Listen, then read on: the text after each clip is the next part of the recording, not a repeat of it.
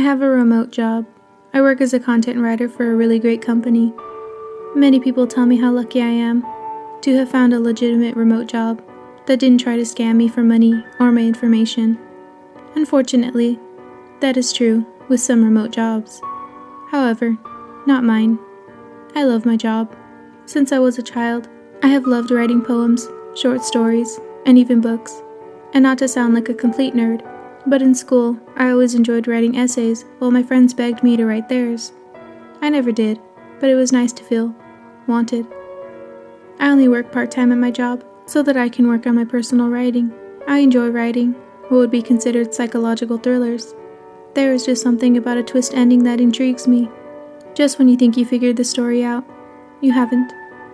For me, it's a better thrill than any roller coaster or gory horror movie could give. Anyway, working remotely and spending my spare time writing my personal work has gotten lonely after a while. The only real human interaction I have is still through a computer when I receive feedback on my content writing for work. Most of my other human interaction is made up dialogue between characters in my books. So needless to say, after a while of this, I not only desired but needed real human interaction. Unfortunately, my recluse lifestyle isolated me from people, and a simple decision to suddenly socialize in person felt like a big step that I wasn't ready for. So that's what led me to finally join the community group chat that my work offered. When I first started this job, a year or so ago, I briefly glanced at the group chat, but none of the conversations interested me, so I never logged back into it. However, this time, everyone seemed to be discussing their plans for Halloween. I love Halloween. It's my favorite holiday. They were all notified that I had joined the group chat, so someone happily mentioned my new presence with many exclamation points and included me in the conversation by asking about my plans for Halloween.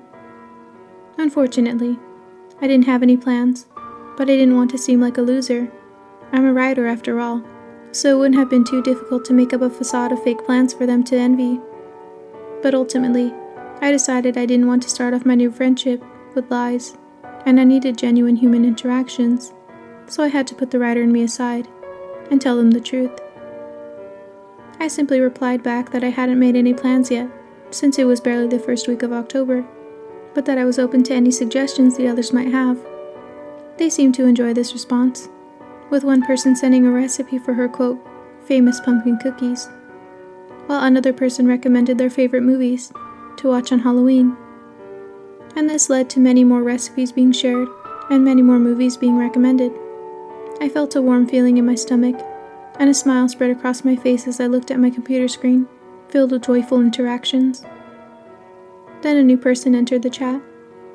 Before anyone could include them in the conversation, they immediately replied with, quote, I have an invite for those of you with no plans. Many of us didn't live near each other, let alone in the same state. We all worked scattered across the U.S., so it was a strange invitation. Everyone remained silent, so I decided to be the one to ask what the invitation was. After sending my message, I received a reply saying that this person lived in Anaheim Hills, where they throw a huge annual Halloween party. They sent their address, and then said that anyone in the area was welcome to join. I immediately typed the address in Google Maps, where a huge mansion presented itself at that address. I then saw that it was only an hour from where I lived. Many people replied that they didn't live in California, or that they lived too far from Anaheim. But they thanked this person for the invite. I'm not sure what came over me. Maybe it was the adrenaline of conversing with new people, or the excitement that Halloween brings me, but I found myself typing and sending an RSVP for the party. My response was met with, quote, it's going to be fun. And then the person left the group chat. The rest of our conversations went on, as a few left to make dinner or get back to work. I eventually left too, but I felt an overwhelming sense of satisfaction. I had my first successful conversation with real people. If you're an introvert like I am, then you'll understand how accomplished I felt. After that first day, I began checking into the group chat every night after work. I eventually updated my profile with my picture and a bio about myself, like everybody else. All was going great. However, The person who sent the invite about the Halloween party hadn't joined the group chat since. All this time, I figured that I just missed them, or they were busy planning their big Halloween bash. Before I knew it, it was the day before Halloween. I was reluctant to go to the party, because so much time had gone by without hearing from the person who sent the invite. For all I knew, the party could have been cancelled. Regardless, I had a vampire costume picked out, just in case, and a full tank of gas in my car ready.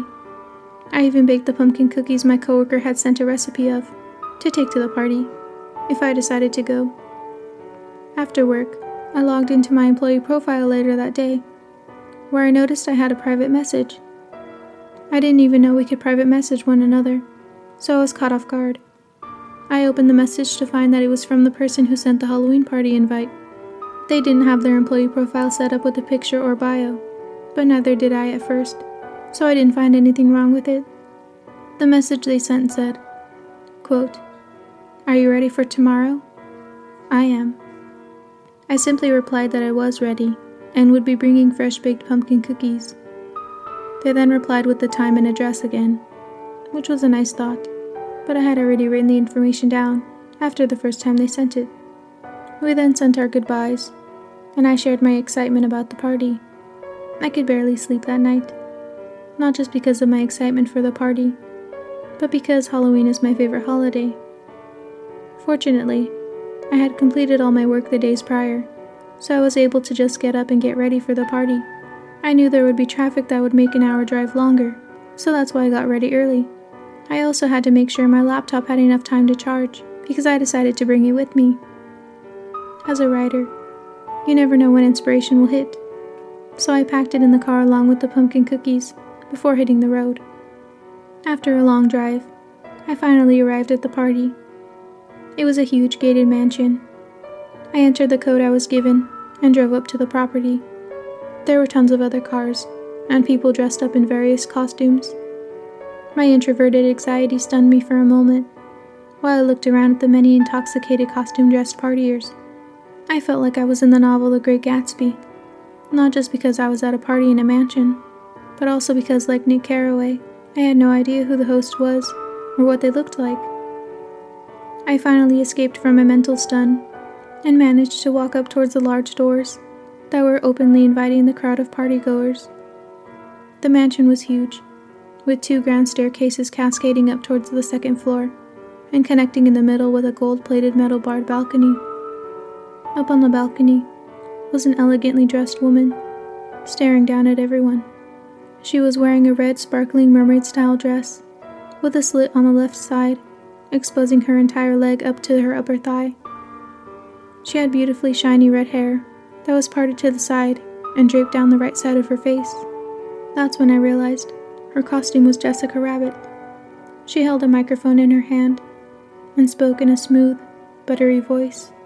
She managed to gather the attention of everyone, despite the loud murmur of various conversations coming from the crowd. She thanked everyone for coming and told us all to have a great time. She then disappeared behind a red velvet curtain that appeared to be blocking a hallway to the rest of the upstairs. The murmur of voices picked up again, and I, carrying my serving tray of pumpkin cookies, made my way around the crowd, offering them to those that I shared conversations with. I continued making my way around the party and had a few drinks along the way to take the edge off of my nerves. I was having the best night of my life, when suddenly, people began passing out on the floor and foaming at the mouth. There were various screams for help, while others stampeded towards their cars. I stood off in the corner of the large room, watching the scene unfold before me. In the blink of an eye, the once packed room of joy and Halloween spirit was now emptied with only scattered bodies of slain partiers. Once the image of the aftermath of the party was engraved into my memory, I made my way back to my car. I placed the now empty cookie tray on top of my laptop in the passenger seat. Everyone remained outside, some sitting in their cars and some standing outside, all waiting for the police and ambulance to arrive. The outside of the beautiful mansion reeked with vomit, as some puked from the alcohol or from watching people die in front of them. After getting into my car, I started it and drove back down the hill towards home. The entire drive, I replayed the incident over and over in my head. The scenes of the bodies convulsing on the floor.